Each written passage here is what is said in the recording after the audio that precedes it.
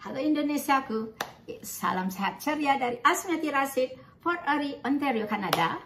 Hari ini saya mau membuat roti French bread yang untuk sarapan. Yang dibutuhkan hanya tepung, yeast dan garam, dan sedikit garam dan sedikit gula. Jadi gula itu hanya untuk bikin yeastnya. Jadi untuk saya hari ini akan bikin 3 batch French bread. Jadi butuh 6 teaspoon yeast, 2, 3, 4, 5, 6. Karena saya bikin 3 batch, dan itu diaduk untuk supaya biasanya saya tambahkan 2 sendok teh gula. Aduk dan biarkan sebentar. Sementara saya panaskan air.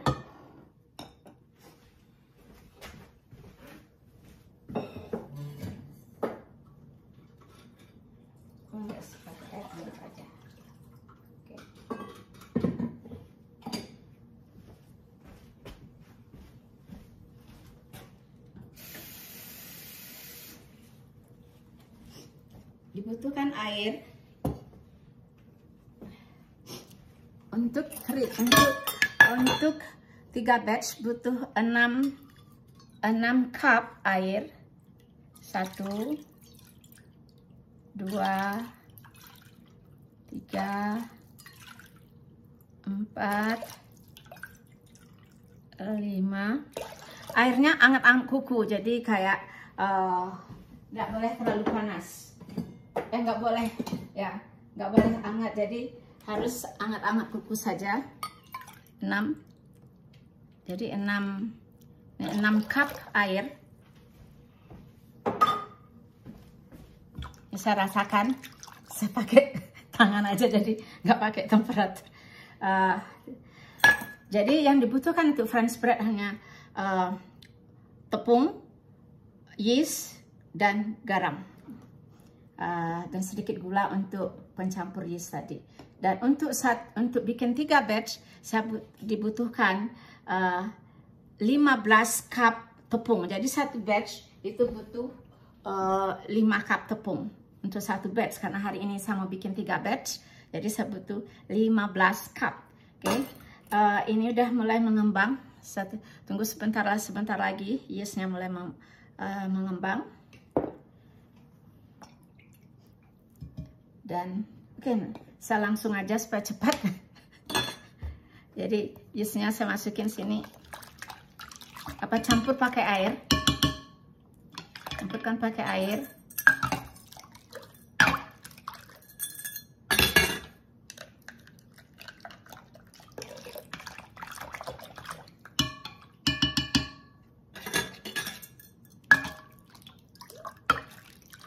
Oke.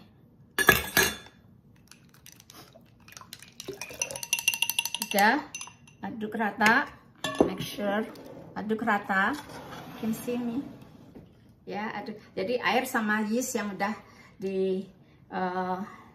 dimekarkan tadi naikin, dan sekarang 15 cup tepung.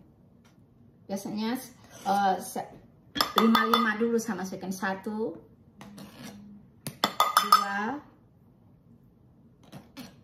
3, 4, 5. Jadi aduk.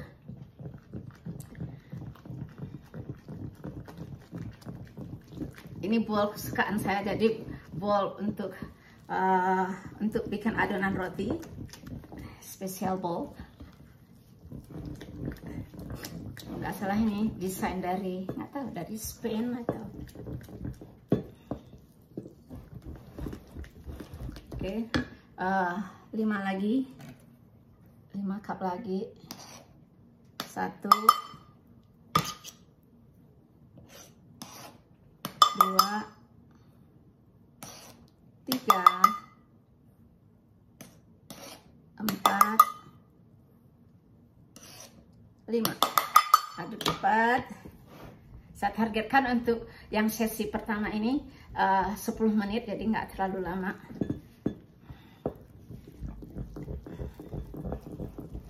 Jadi aduk. Saya bikinnya manual, saya tidak pakai mixer. Saya lebih suka pakai, jadi artinya nanti kneadingnya waktu banting-banting rotinya pakai tangan. Olahraga.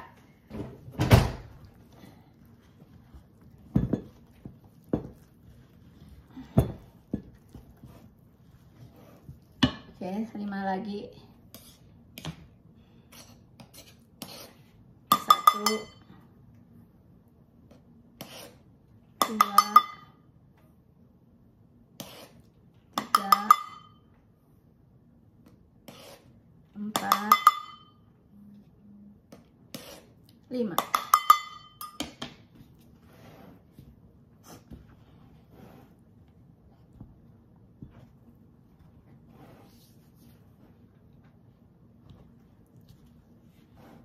Aduk.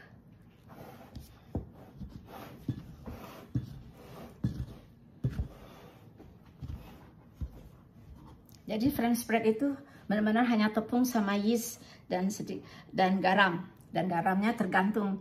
Jadi untuk 1 batch itu butuh 2 sendok teh. Tetapi saya lagi ngurangin garam. Jadi untuk 3 batch ini paling nanti saya taruh 4 sendok teh saja.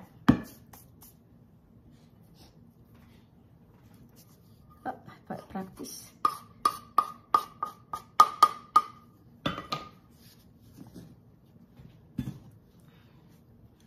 Ya di sini bread itu apa ya, bread kan ya kalau kita nasi kan bagi dia.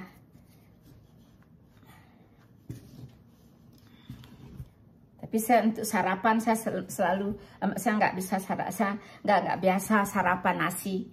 Jadi saya sarapan ya roti atau pancake atau crepe.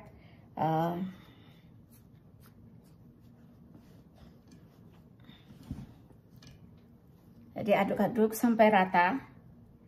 Dan kuncinya, cluenya di sini, garam dimasukkan setelah terakhir saja. Jadi terakhir, jadi jangan yeast sama waktu ini proses, sebaiknya jangan dulu masuk garam supaya antara garam dan yeast itu tidak ketemu, supaya yeastnya bekerjanya lebih efektif. Untuk saya mau mulai pakai tangan, jadi saya butuh minyak sedikit.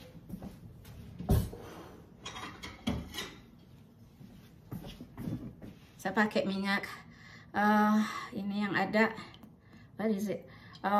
Minyak dari anggur, seed anggur. Jadi tangan saya balur pakai minyak untuk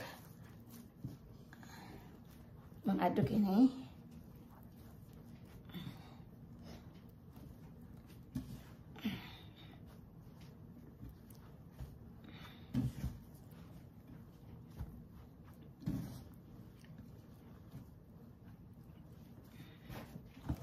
Nih, jadi ini 15 cup itu sekitar 3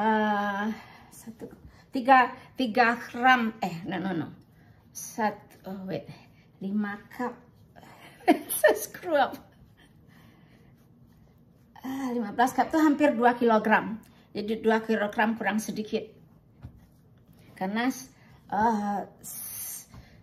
kilogram itu 8 cup. Jadi ini 15 cup, ya hampir 2 kilogram. Mungkin nanti waktu saya tambahkan lagi dikit-dikit, ya sekitar 2 kilogram roti, ada 2 kilogram tepung, 6 sendok teh yeast, dan seharusnya 6 sendok teh garam juga. Tapi untuk ini saya nanti akan kurangi, saya hanya bikin 4 sendok teh saja. Oke, saya akan kneading terus ini 20 menit. Dan nanti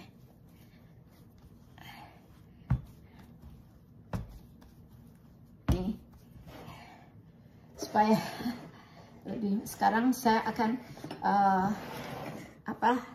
akan saya ini di sini. Opla.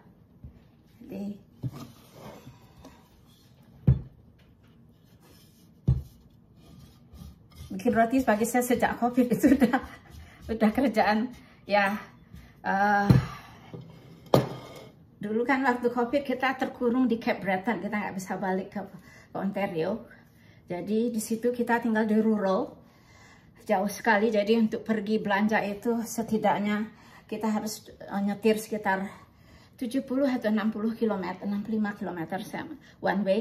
Dan masalahnya kalau lagi musim salju, badai salju di jalan, aduh, kalau Fred dia udah biasa nyetir dengan di badai salju itu putih, kita nggak lihat, benar-benar white out, jadi nggak bisa lihat di jalan. Sehingga waktu kondisi COVID itu saya harus bikin roti sendiri untuk kebutuhan. Dan paniknya waktu itu roti sempat terigu tidak ada, artinya habis nggak ada, dan malahan yeast juga nggak ada. Kita cukup panik waktu itu. Jadi bikin roti itu sebenarnya seperti olahraga buat saya, apalagi untuk musim dingin. Jadi karena ini harus di kneading sampai lembut. Makin lama di kneading ini, apa istilahnya ya, di banting-banting atau apalah namanya, panas pada dasarnya untuk supaya proses yeast itu bekerja, membantu. Okay, nih, this bother me, I have to, no. Mulai panas, kepanasan. Wait. Okay, like this. Now jadi enak nih. Enaknya French bread itu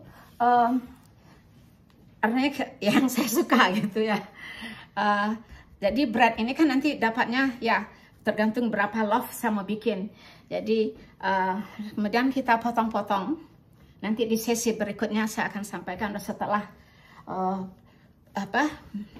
bagaimana menyimpan roti. Ini kan bukan untuk sehari. Jadi bagaimana menyimpan roti. French bread ini kan rotinya keras di luar, really crunchy di luar, dan tapi di dalamnya lembut. Dan itu nikmatnya itu kalau setelah itu kan saya frozen, saya masukin kulkas, dan sarapan tinggal masukin langsung masukin ke toaster, kan setelah potong-potong masukin toaster, frozen itu. Setelah itu taruh butter, dan terserah Anda apakah, saya selalu sarapan itu sweet, jadi untuk temannya kopi in the morning itu selalu manis. Ya paling kurang untuk pertama. Tapi roti ini juga kadang-kadang untuk lunch, untuk sandwichnya si Fred juga pakai roti ini. Oh, not nice.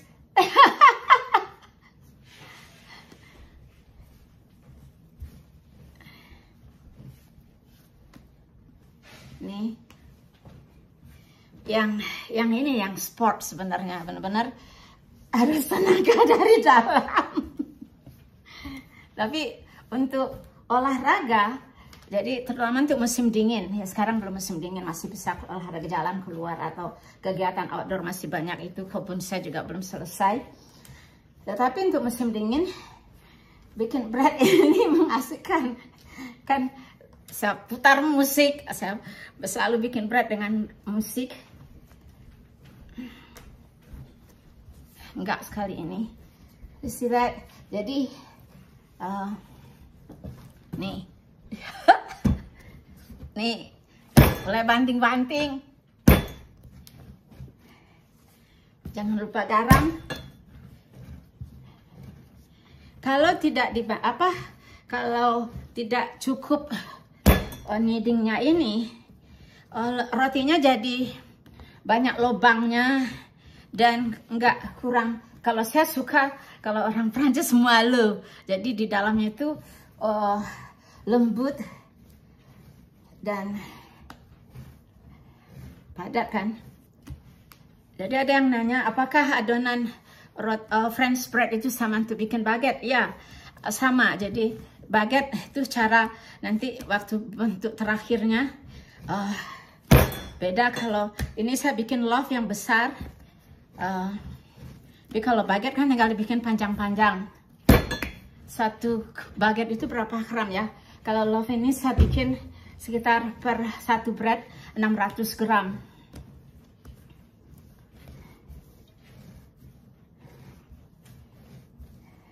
Good exercise. Saya kan nggak bisa diet, jadi saya nggak bisa ngurangin makan. Meskipun tuh teman saya Nur Pamuji ribut untuk diet keto. Saya bilang, oh I will die tanpa carb. I need carb. Ya prinsipnya kan kalau input output saja kan dalam hidup itu menurut saya ya. Jadi bagaimana menyeimbangkan apa yang kita intake, yang kita masukkan ke mulut, artinya bisa konversi lagi ke bentuk lain, itu dibakar melalui dengan kita harus moving, bouger.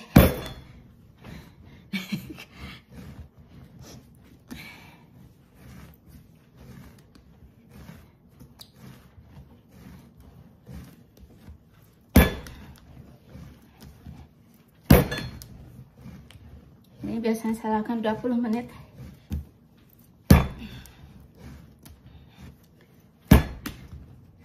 Dan sekarang saya mulai campurkan garam.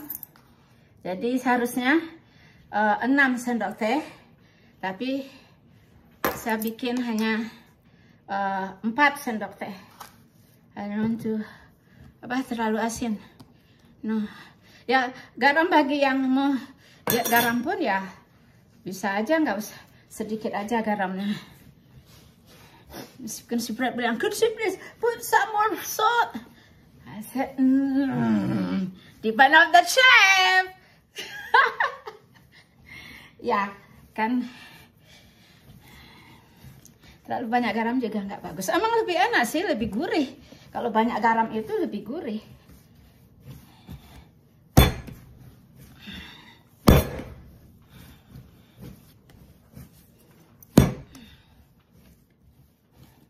Saya ada mixer untuk bikin roti, ada. Cuman pertama saya pernah ya lupa mixernya jalan sendiri, udah ternyata ada oil hitam itu muncul ternyata rotinya udah ya, mungkin harus saya pantau terus. Jadi kalau pakai karena berat ya mungkin mesinnya, padahal itu mixernya udah yang bagus, yang berapa ratus watt.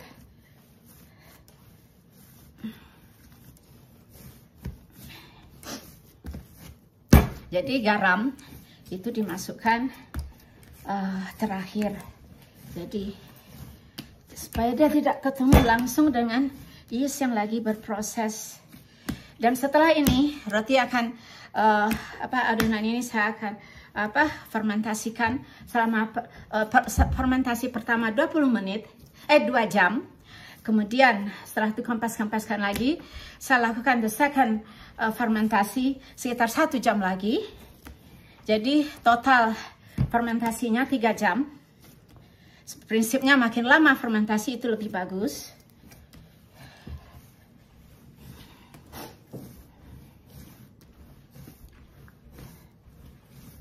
Nanti pas 20 menit saya hentikan. Jadi karena ya untuk fermentasinya cukup dimasukin ya mungkin supaya lihat, jadi dibentuk cantik, artinya supaya padat, benar-benar padat. Kemudian nih masukin lagi ke bowl ini, masukin ke bowl. dan tutup. Dan biasanya saya simpan di kabinet supaya udah saya tutup rapat dan biarkan naik.